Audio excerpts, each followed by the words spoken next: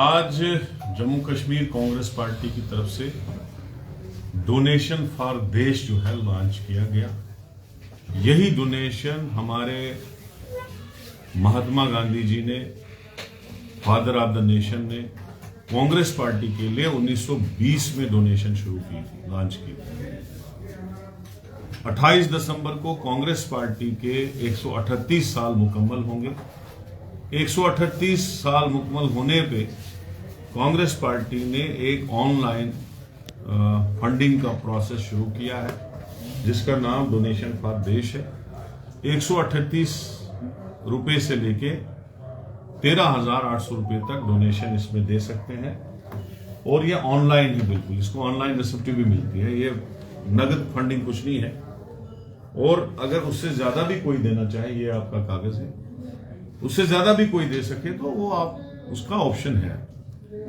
तो यही आज हमें लॉन्च करना था। कांग्रेस पार्टी एक सेकुलर पार्टी है। जो लोग सेकुलर पार्टी को देश में लाना चाहते हैं, आगे बढ़ाना चाहते हैं, वो कांग्रेस पार्टी वो पार्टी है जिसका एक बहुत बड़ा योगदान हिंदुस्तान को आजाद कराने में भी है और इस हिंदुस्तान को 4th बड़ी मिलिट्री पावर और एक बड़ी इकोनॉमिक पावर बनाने में उनका 100% योगदान है। तो हम चाहते हैं कि लोग इसमें डोनेट करें। दूसरा हमारा प्रेस कॉन्फ्रेंस का मौजू था कि जो कंटिन्यूअसली जम्मू कश्मीर में किलिंग हो रही है, जो हमारे फौज के जवान रोज अपनी जानें जाया कर रहे हैं। अभी कल रात को वहां पे हादसा हुआ राजौरी में, हमारे 5 जवान मारे गए, शहीद हुए। उससे पहले 10 हुए, उससे पहले 3 हुए। कुकड़नाग में हमारा सीओ मेजर और डीएसपी शहीद हुआ।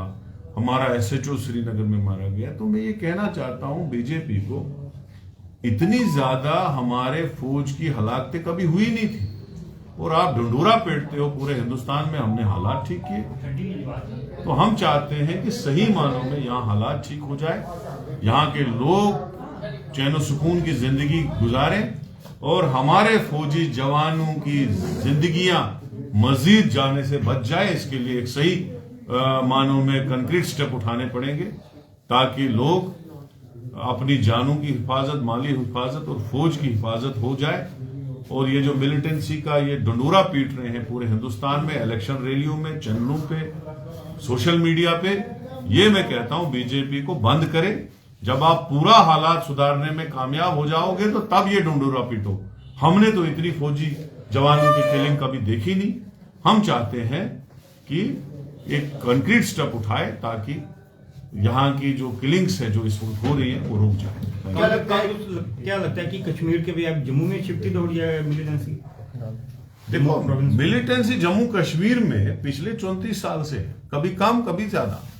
हमने कभी ऐसा नहीं कहा कि हमने जी तूफान मचाया, हालात ठीक है। कांग्रेस के टाइम में भी मिलिटेंट्स मरे, कांग्रेस ने भी पूरी कोशिश की कि मिलिटेंसी पे कंट्रोल हो और बीजेपी भी हो सकता है कंट्रोल करे, लेकिन हम चाहते हैं डंडोरा पीटने से ज्यादा बीजेपी कंट्रोल करे हालातों पे। जो ये जम्मू कश्मीर और पूरे हिंदुस्तान में कहते हैं कि हमने जम्मू कश्मीर में तूफान किया, वो ना बोले और हालात को काबू करे, कंट्रोल करे।